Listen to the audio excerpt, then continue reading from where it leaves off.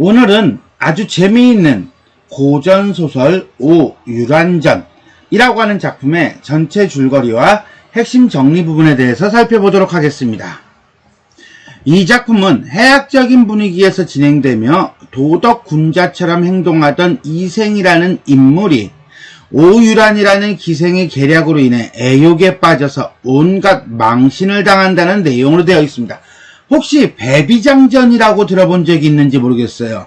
배비장전 내지는 이춘풍전, 이러한 배비장전, 이춘풍전하고 분위기가 비슷해요. 자, 있는 척, 점잖은 척 하는 양반이 남성 주인공이겠죠? 기생에게 빠져서 홀라당 망해버리는 그런 얘기예요. 물론 결론은 조금씩 차이는 있을 수 있습니다만은 중심 내용이 그렇다는 얘기죠.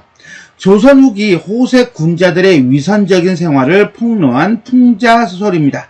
특히 판소리인 매화타령과 기문이라는 책에 있는 기롱관장과 유사한 모티프를 가지고 있습니다. 또 전체 구조는 회절을 모의하고 회절을 수행하고 회절 대상이 회절의 주체를 용서하는 그러한 순서로 사건이 전개되는데, 당시 관리사회의 유흥문화에 대한 긍정이라는 가치체계를 정당화하는 그러한 모습을 보여줌으로써 오히려 허위의식에 빠진 당시 양반사회를 폭로하고 있다, 이렇게 보시면 되겠습니다. 자, 그럼 어떤 내용인지 줄거리 한번 살펴보도록 하겠습니다. 줄거리를 미리 얘기했지만 좀 길게 잡았어요. 그래서 작품을 다 읽지 않아도 전체적인 흐름을 파악할 수 있지 않을까, 이렇게 봅니다. 옛날 한옛날 호랑이가 담배 피던 시절에서 한참 뒤 세조 때 서울에 사는 이생과 김생은 어릴 때부터 친구요, 서로 속마음을 참되게 알아주는 지음 친구 사이입니다. 김생이 먼저 과거에 급제하고 평양감사가 되어 이생을 동반하고 부임합니다. 같이 가는 거죠. 김생은 친구 이생을 위해 가명 후원에 별당을 마련해주고 그를 그곳에서 거처하게 하고 글 공부도 하게 합니다. 김생은 날마다 기생들과 놀며 풍류를 즐겼으며 감사래매, 과거에 급제한 평양감사래매, 근데 놀아. 그러니까 이 김생은 약간 오픈마인드라고 보시면 될 거예요. 약간 한량기도 있고요. 이생은 이에 동참하지 않고 별당에서 공부만 합니다. 여기서 독서는 단순히 재밌는 책을 읽는다라기보다는 공부하다라고 보시면 될 거예요. 그러니까 둘은 어릴 때부터 친구이긴 하지만 성격적으로는 많이 다르다라고 보면 돼요. 전개 1. 두둥. 하루는 김생이 이생을 위하여 술잔치를 베풉니다. 그러나 이생은 거기에 동참하지 않고 공부만 하던 사람인지라 술잔치가 음탕한 노름이라고 하면서 자리를 박차고 나갑니다. 야, 그렇다고 또 이 정도까지 갈 거는 조금, 그죠? 이건 조금 굳이 이렇게까지 승질을 내면서 나가냐? 친구 뻘쭘하게. 아무튼간 고집을 부리며 자리에서 박차고 나간 이생 때문에 잔치가 엉망이 되자 김생은 오유란이라고 하는 기생을 불러서 야, 네가 한번 쟤 좀 꼬셔봐, 이렇게 된 거죠. 회절시켜보라고 합니다. 기생의 입장에서야 사또가 하려는데 해야 되지 않겠나? 좋든 싫든. 감사 김생의 분부를 받은 오유란은 이튿날부터 소복으로 옷을 갈아입고는, 소복으로 옷을 갈아입었다는 것은 결국 뭡니까? 처녀가 아니고요, 이미 한번 결혼한 적이 있는 사람이라는 거죠. 단 남편이 있다 없다는 것을 은연중에 보여주는 거예요. 후원 별당에 있는 연못에 가서 빨래를 하며 하필 이생을 유혹하기 시작합니다. 때는 봄 3월이었고 이생이 춘정을 이기지 못하여 후원을 거닐고 있었다. 이 이생이 몇 살이냐면 28청춘이에요. 오유란도 마찬가지고, 그러니까 15, 16살이야. 한참 신날 때죠. 자, 그러다가 한 미인이, 이 미인이 누구겠어요? 오유란이죠. 연못가에서 빨래를 하고 있는 모습을 보고요, 너무너무 아름다워 이생같이 경직된 선비도 감탄을 금치 못한 채 계속 바라볼 수밖에 없었던 겁니다. 이에 오유란은 걸렸다, 낚였다 라고 생각했나 보죠.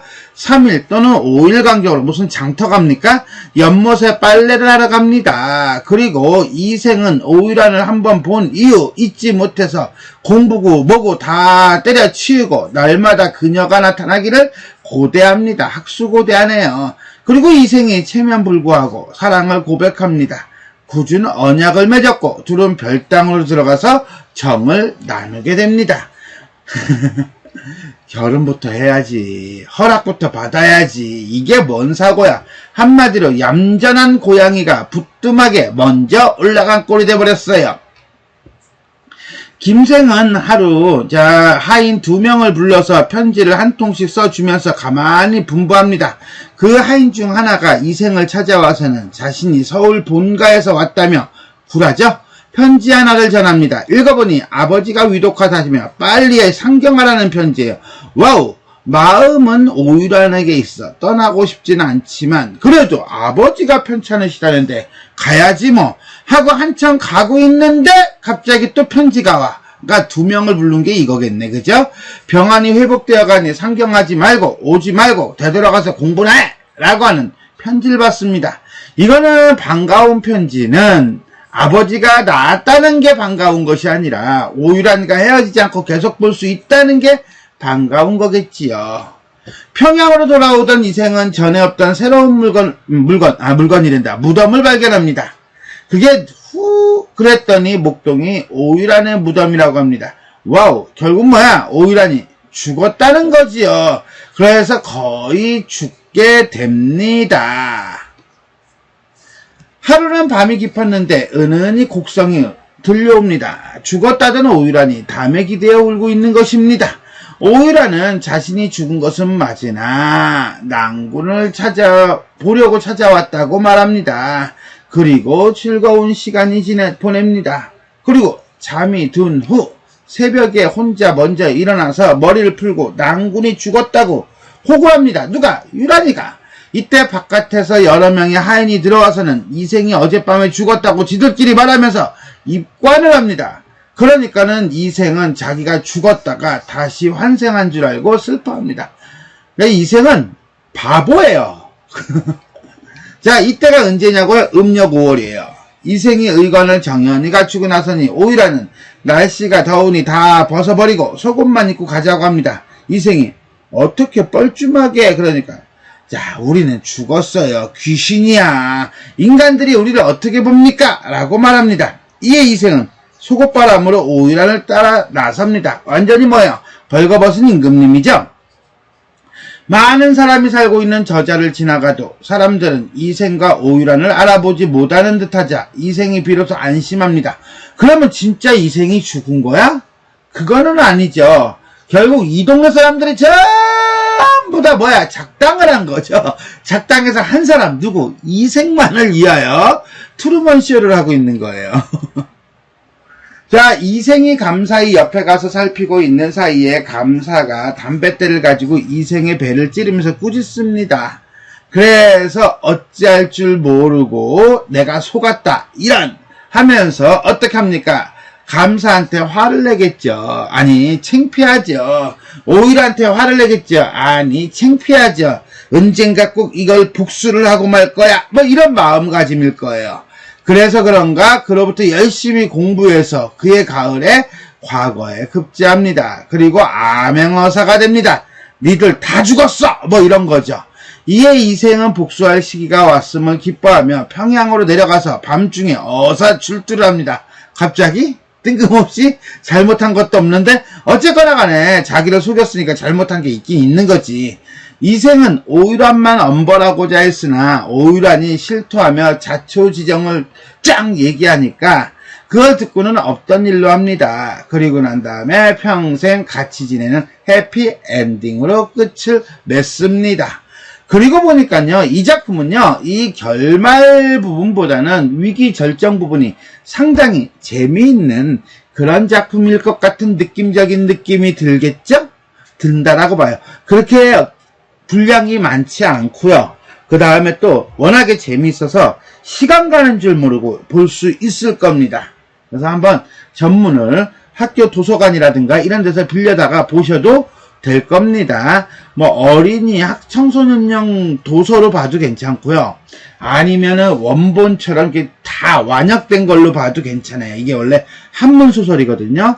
한문 소설이라서 원문은 한문이지만 번역을 할 때 막 어린이 청소년용으로 막 줄인 거, 교육적인 거, 그거보다는 교육적이지 않은 게 더 재밌습니다. 내가 뭔 말하는 거야. 자, 전체 한번 정리해 보도록 하겠습니다. 한문소설이고요. 풍자적이고요. 세조때고요. 조선이겠죠. 그죠? 양반들의 허위의식을 풍자하고요. 위선에 대해서 비판을 하고 있습니다. 위선적인 삶에 대한 풍자입니다. 회절담 구조를 이루고 있다. 회절이라고 하는 것은 어떤 가치관 같은 걸 꺾는 걸 얘기하는 겁니다. 이전의 삶의 자세가 바뀌는 거죠. 어떤 남자가 다른 사람의 책략에 속아서 평소 지켜왔거나 지키겠다고 하던 어떤 절조를 스스로 훼손함으로써 남의 웃음거리가 되는 이야기를 우리는 회절담이라고 합니다. 이러한 회절담은요, 기본적으로 이런 구조를 가져요. 어떤 남자가, 여기서는 이생이겠죠. 금욕적인 절조를 내세우며 여색을 멀리합니다. 그러한 태도를 못마땅해 하는 다른 남자, 이 김생이겠죠. 회절을 모의합니다. 누구하고요? 오유란과. 그래서 이 오유란이라는 기녀가 이생을 회절시키는 책임을 맡고 계획적으로 유혹을 합니다. 그리고 이생은 기녀 오유란과 은밀한 정을 나눔으로써 절조를 훼손합니다. 그리고 자, 김생과 그 다음에 오유란에 의해 회절된 사실이 폭로됩니다. 완전히 바보 만드는 거예요. 이처럼 회절형 애정소설은 회절 대상자, 주인공, 담당자, 기녀, 모의자라는 인물 설정을 바탕으로 짜여진 유형 구조를 함께하고 있습니다. 배비장전, 종옥전, 오유란전, 정양전, 지봉전, 삼선기, 강릉, 매화, 타령 등등등이 있다라고 보시면 되겠습니다. 자, 오유란전은요, 기본적으로 회절을 모의하고요, 수행하고요, 그 다음에 나중에 가서 용서한다. 요 부분이에요. 요 부분이 오유란전이 가지고 있는 어떤 독창성 내지는 특징이라고 볼 수 있습니다. 용서를 한다는 거죠. 그리고 화해를 한다는 거예요. 그 말은 김생의 가치관이라든가 이런 어떤 향락적인 모습, 그것을 이생이 인정한다, 인정하지 않는다, 인정한다는 거예요. 즉 감사가 이생을 회절하려는 동기는 결국 뭡니까? 너 너무 빡빡해, 이거거든요.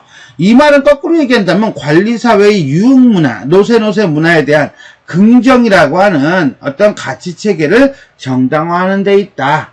그런데 이러한 모습에 대해 이생이 용서하는 것은 이생이 감사의 가치체계를 인정하는 것이다.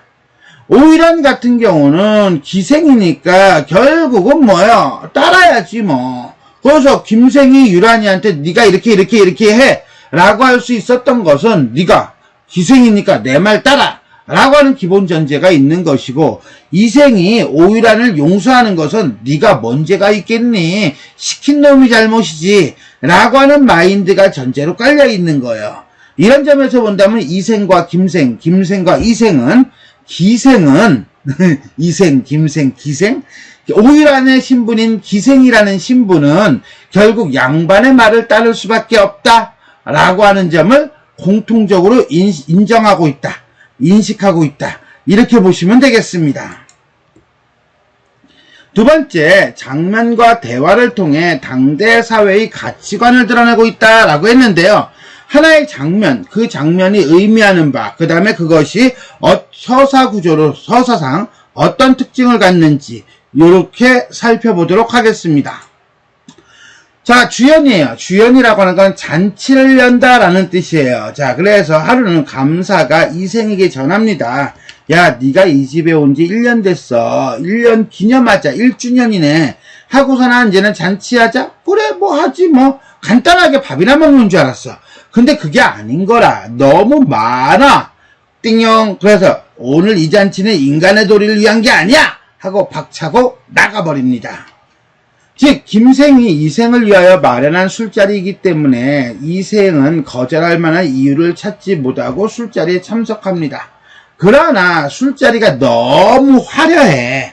그래서 아니야 라고 나가요. 이거는 이생의 모습을 통해 당시 양반들의 어떤 도덕관념과 고집스러운 면모를 드러나게 하고 있다라고 보면 돼요. 그리고 이것은 뒤에 김생이 오유란과 함께 이생의 도덕관념을 훼손하려는 모의를 하게 하는 계기를 만든다.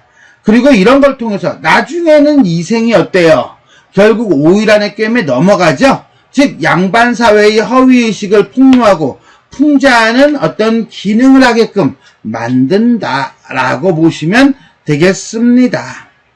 두 번째 장면은 편지예요. 편지는요, 김생이 하인 2명을 불러가지고 이생에게 각기 다른 편지를 주게 하는 겁니다. 첫 번째는 아버지가 위급하다라는 편지였고요. 두 번째는 아버지는 멀쩡하니까 다시 돌아가서 공부나 해 라는 편지예요. 그리고 무덤이라고 했는데 이 무덤은 유란의 무덤이죠. 즉 이 이생이 평양으로 돌아오는 과정 속에서 발견한 무덤이에요. 근데 그 무덤이 바로 뭡니까? 유란의 무덤이죠. 물론 가짜기는 하지만. 자, 감사가 이생의 부친이 위독하다는 거짓 편지로 이생을 서울로 가게 한 후 다시 부친의 병이 다 나았다는 편지로 되돌아오게 하는 장면과 그 다음에 돌아오는 도중에 유란의 모습이 아니라 무덤을 발견하는 장면입니다.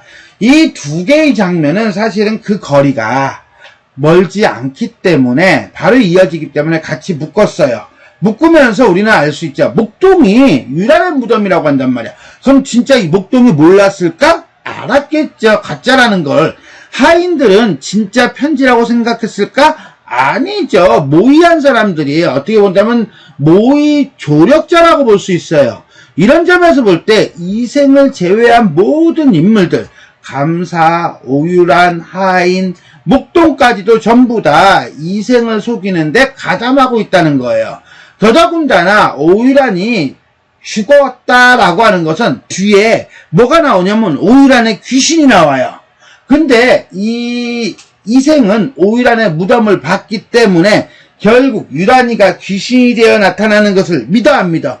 믿을 수밖에 없는 그런 모습을 보여주고요. 이것은 결국은 진짜와 가짜와 진짜를 구별하지 못할 정도로 오유란에게 빠져있는 이생의 모습을 보여줍니다. 일종의 개연성을 보여주는 역할을 하고 있고요. 이것은 이 여색을 멀리하던 이생의 도덕관념이 허위임을 폭로하는 역할을 합니다. 자, 토식이에요. 이 토식은요, 이생이 자기 자신은 죽었다라고 생각하고요. 그 다음에 유란과 함께 토식을 하기 위해서 밖으로 나가는 거예요. 토식은 남의 음식을 먹는 거거든요. 자, 그런데 그것에 대해서 왠지 유란이가 자꾸 다 벗고 나가지. 그랬더니 이생이 조금 껄끄러워합니다. 그러면서 어떻게 내가 물의 배가 아닌 이상 어떻게 그냥 벗고 나갑니까? 그랬더니 유란이가 얘기합니다. 뭔 소리예요? 사람들은 우리 못 봐. 이러는 거예요. 사람들은 우리 못 봐. 즉 귀신이 된 이생을 봉양하는 유란의 모습과 토식을 하기 위해 준비하는 모습입니다. 특히나 토식을 하기 위하여 의관을 갖추고 있는 이생에게 산자와 죽은 자는 다르다는 것을 보여주는 유란의 모습이 나타납니다. 따라서 이 장면에서는요, 자신이 귀신이라고 생각하면서도 의관을 갖추려는 모습을 통해서 당시 양반들의 도덕의식에 사로잡혀 있는 그런 맹목성과 함께 그 다음에 처지가 변했어 죽었다라는 것을 들어 외양을 꾸미거나 차려입을 필요가 없다는 인식을 보여줍니다. 결국 이 장면은 굳이 필요 없는 일조차 꾸미려고 하는 양반의 허례의식을 비판하는 역할을 하기도 하고요. 그 다음에 이생으로 하여금 여색에 빠지게 만드는 수준을 넘어서서 양반으로서의 권위와 체면까지도 벗어던지게 하고 그를 웃음거리로 만들어버리는 그러한 모습을 보여준다 라고 보시면 되겠습니다. 자, 이렇게 해서 우리는 고전소설 오유란전의 전체 줄거리와 핵심 정리 부분에 대해서 살펴보았습니다. 자, 지금까지 내용이 도움이 되셨다면 좋아요와 구독 버튼 눌러주시고요. 알림 설정 부탁드리겠습니다. 수고하셨습니다.